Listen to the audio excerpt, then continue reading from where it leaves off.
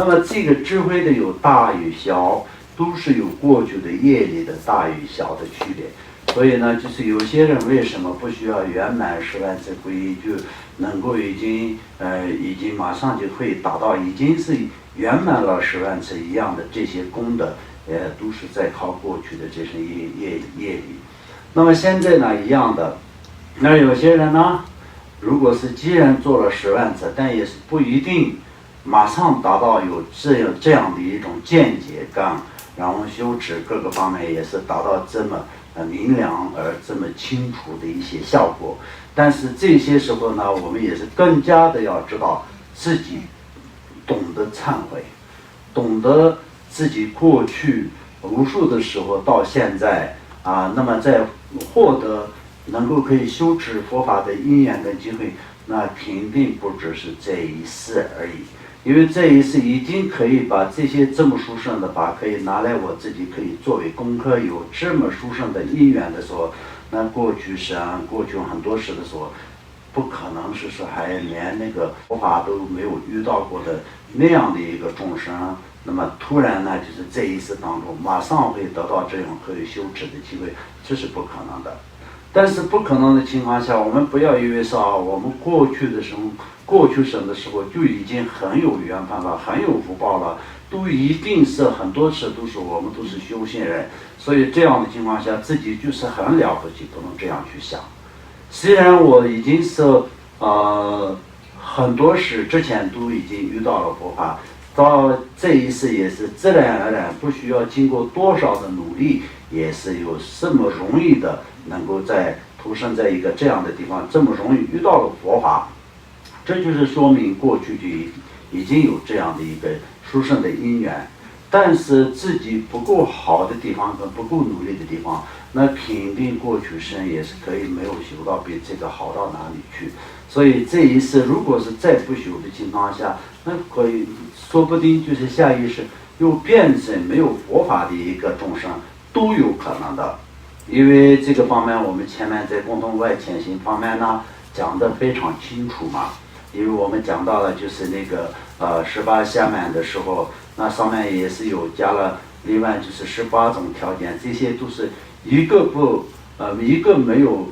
符合的情况下都没有下满人生嘛，对不对？所以这样的情况下，我们这一次的非常难得而珍贵的这个机会呢，就是在永远不要失去，没有失去之前呢，就是一直修到成佛的位置，那么修持上不要有任何的障碍，要能够可以再好好的修持。这样想长期的话都是要念皈依上师、皈依佛、皈依法，或者是皈依师、皈依佛、皈依法、皈依僧，这都一样的，没有关系，都一样的。反正就是长期都是要想到这些的时候，就是念诵皈依。同时呢，就是自己也是要这一生当中呢，我们既然走了一个这样的路，那这就是我们真正的这一次的人生呢，得到人生的价值的真正的路，而且真正的方法。所以呢，我们就依靠的只有三宝，不靠其他的任何东西。那么为什么前面说任何事情不问父亲，也不靠母亲也不靠其他的亲朋好友跟他的一些其他的他的原因，他人的原因，只靠自己，而且是只靠三宝然后就是为什么这样讲呢？因为并不是说你皈依了以后呢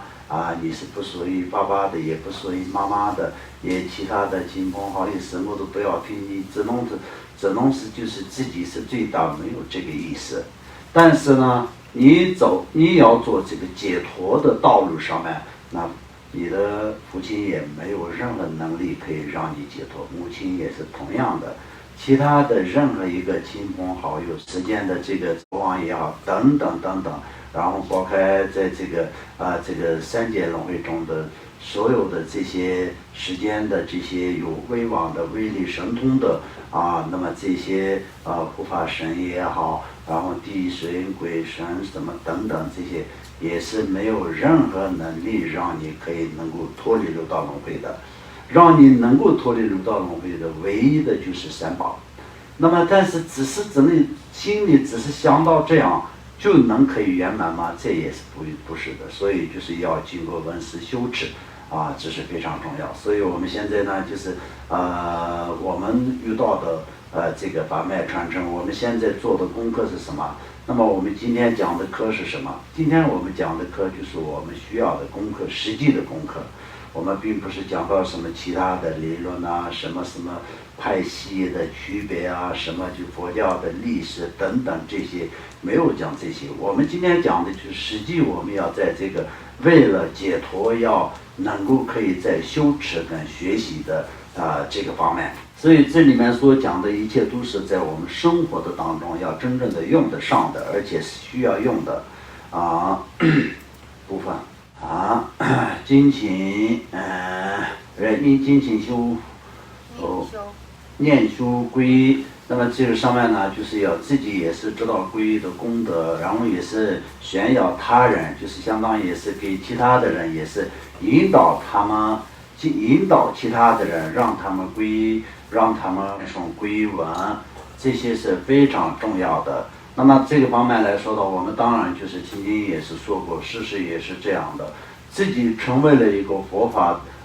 学习佛法的一个佛的弟子以后呢，自己的责任也是要引导其他的众生能够可以学习佛法，引导他们来学习佛法，这就是度化众生的，所以这就是利益众生的。所有的利益众生的所有的利益当中呢，就是前面我们上一堂课里面刚好有讲到嘛，佛陀说，比如说要报答母亲的恩德的话，那么只有就是让母亲进入佛门才是最大能够可以在报答她的恩德的方式。除了这个以外，那如果是一个母亲说一个母亲的恩德是多大，对一个小孩来这样说的话，那么他的恩重如山，而且是要用时间用时间的方式来报答母亲的恩德，是根本就是一个人的一生当中报不完的没有办法报答的，已经是恩德是已经非常非常大所以但是唯一的你能够可以让母亲学习佛法，因为母亲也是可以走到解脱的道路的情况下，你已经让她解脱，你已经把她活下一个解脱的宗旨，以这样的情况下，那么能够可以再报答她的恩德。所以同样的，就是我们平常的任何时间也是自己呢就是利益他人，这也是从哪里入手？从自己的亲朋好友开始，然后就是引导他们，让他们来学习佛法，劝请他们学习佛法，讲皈依的功德。那么在皈依的功德来说呢，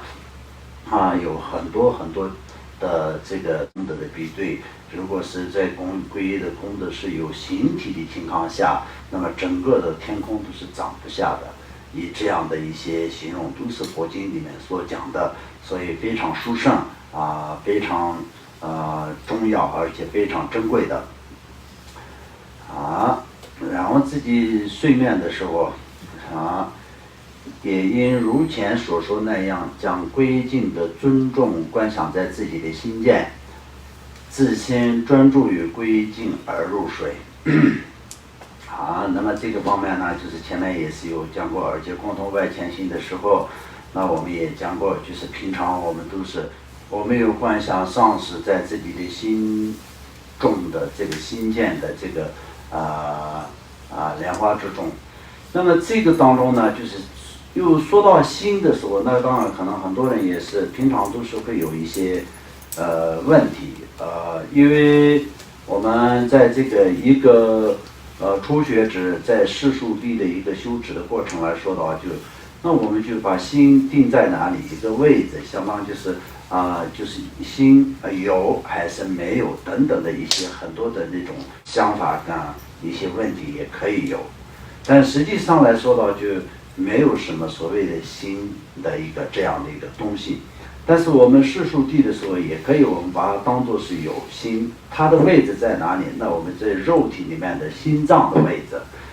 心脏的位置作为一个主要是我们这个所谓的心的一个存在的一个这样的一个位置，以这样来修持的时候是可以的。那么我们在这个观想上是在心中，所谓的心中是什么呢？那我们肉体里面来说的，就心脏的部分就是心中，也可以把这里呢作为一个心的主要的位置，来观想就可以。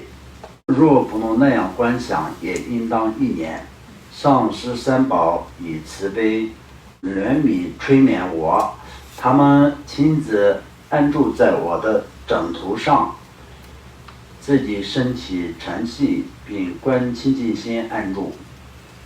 在不离随念三宝的状态中入睡。想用仪式的时候也是同样。那么前面呢，就是以这样的这样入睡的情况下，会有净化不清净的梦的功德。那么有不清净的梦是什么呢？在梦里面就是，比如说可以说是做噩梦啊，就是噩梦是什么？那我们就梦到了就是他人伤害我，或者是我们自己去伤害他等等的。对于一个修行人来说的话，就是今天他人伤害你，跟自己去伤害他人都是一样的。对于一个实践人来说的话，就是如果是他人没有伤害我的情况下，我去伤害他人，如果是再来人家伤害我的情况下，那也可以。对于实践人来说的话就还好，但是对于一个修行人来说的话都是不行的，因为时间人生的是本来就是一个短暂的时间。作为一个我们修行人来说的话，就不能造业才是最重要的。所以在连梦里面，我们就是梦到一些造业啊什么这些不好的梦，也是非常不好。所以呢，把这些梦有的时候也是要认出是梦，要认出来说我现在就是在梦的状态，但是在梦里面我也不能杀生业，我也不能做这个坏事，我也不能造业，我也不能伤害他人。有这些呢，就是可以改变，马上把这个梦境是变化成正在修行的梦，正在做功德的梦，正在打坐的这样的梦。所以这个梦也是可以变化成，这些梦能够可以变化的唯一的这个方法来说的就是那么入睡前那么观想上师在心间，或者是在归经的所有的准中，那么就是观想在自己的这个心中入睡。